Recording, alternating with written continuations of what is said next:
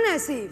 وأنا لجين، ولاد الشهيد البطل عميد أركان حرب مصطفى عبيدو. أنا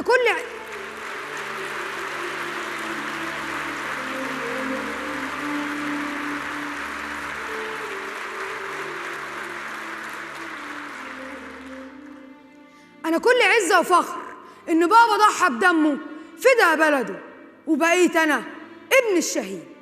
بابا صحيح وحشني، بس أنا عارفة إنه عند ربنا وشايفنا كلنا، وبقيت أنا بنت الشهيد.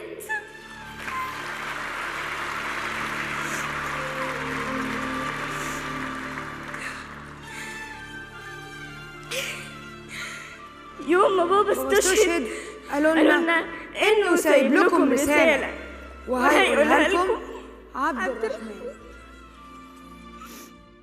أنا جايز ماشي لكن سايب لكم ذكريات عايشة في كل الأماكن، باينة في كل الحاجات.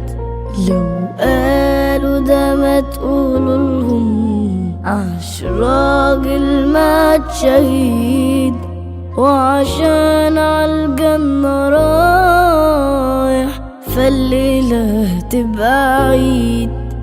أنا ماشي وصرت عايشة يحكوها الناس في الصع، ويقولوا كأنه عايش وكأنه ما ماتش لسه.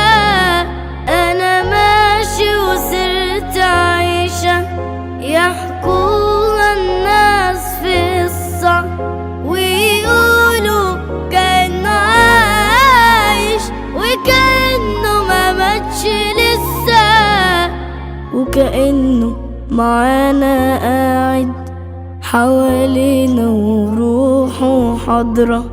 ونجيت في الحلم هاجي وانا ماشي في سكة خضرة، هحضن ابني وهبوسه وهقابل اختي وامي.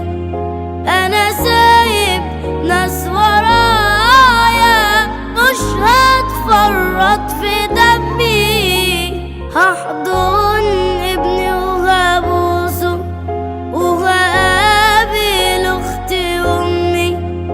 انا سايب ناس ورايا مش هتفرط في دمي. انا جايز ماشي لكن انا ماشي بجسمي بس، واللي بيحضر عزايا شافني وبوجودي حس. والموت مش ده النهاية، ده بداية لعمر تاني.